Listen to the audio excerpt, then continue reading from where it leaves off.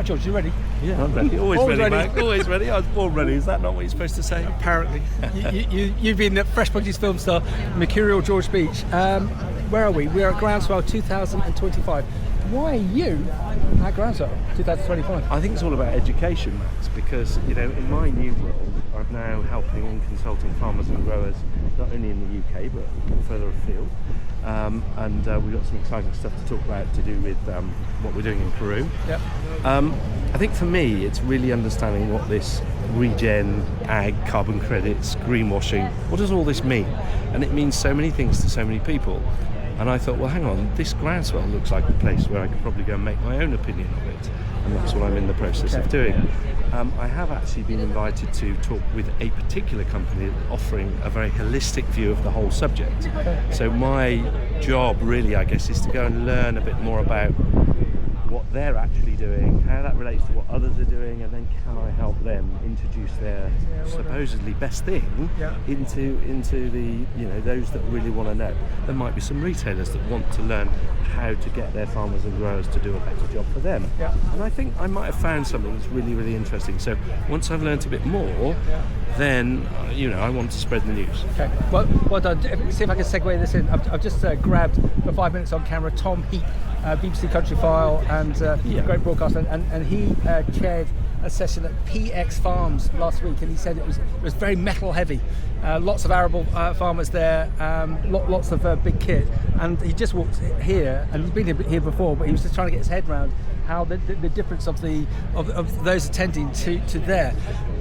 Societal change. If we can get that regenerative ag really humming, especially with those guys that love the big metal in the UK and overseas, it is obviously going to be beneficial. Of course, yeah. I mean, I can see there's a lot of benefits to it, but it's getting the reality, the honesty, and the credibility of what they're doing, because there does seem to be a lot of surface discussion which is not necessarily factual, is what I'm learning.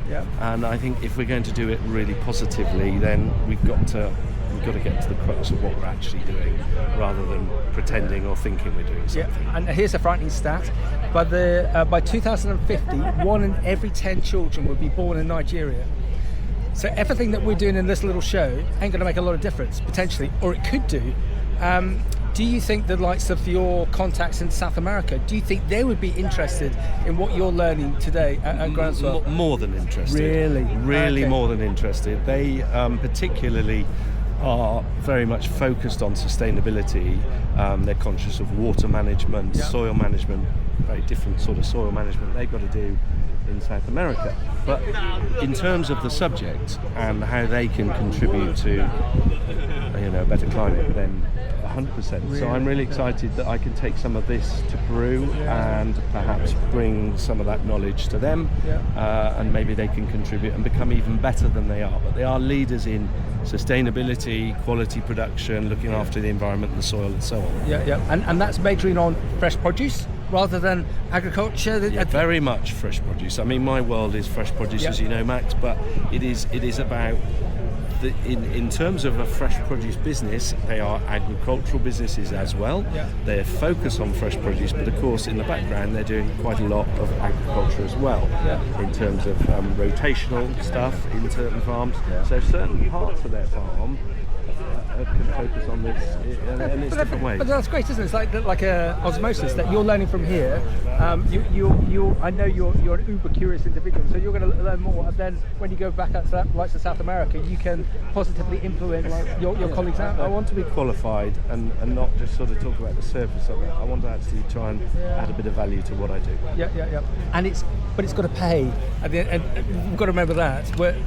As Princess Anne's at the Oxford Farming Conference, one thing that you're not talking about, this a couple of years ago, one thing everyone's not talking about is profitability. Profitability isn't a dirty word, you all got to need...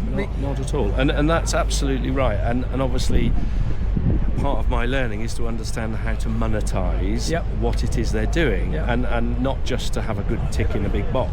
It's about monetizing it and adding to the bottom line. And of course, you know, I'm sure I'm going to find out how to do that. And just to wrap up, can I just say congratulations? One word. I was so proud of your son Thomas at Cyril's last week.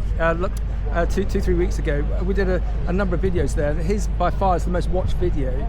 Just give an elevator pitch as to what Thomas is doing.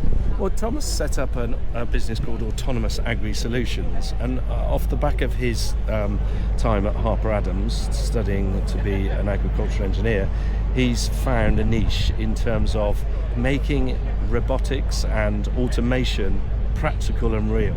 Yeah. So it's not just about one day this will do this and one day we'll have robots doing that. There is robots for today, and there's certain aspects of what he's doing that is really meaningful, and credit to him because he's determined, and he's getting quite a lot of attention. Yeah, and I'll put the link to his video again. If you want to find out about autonomous solutions, it's Autonomous Agri Solutions.